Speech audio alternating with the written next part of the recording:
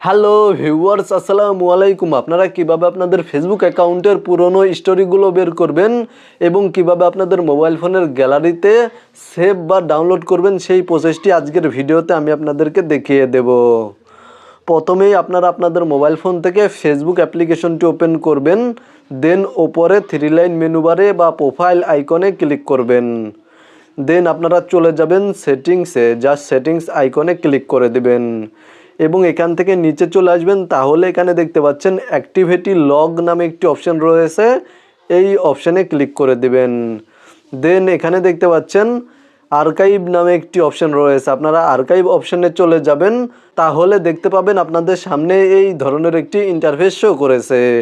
এখানে দেখতে পাচ্ছেন স্টোরি আর্কাইভ নামে একটি অপশান রয়েছে, এই অপশানে ক্লিক করে দিবেন।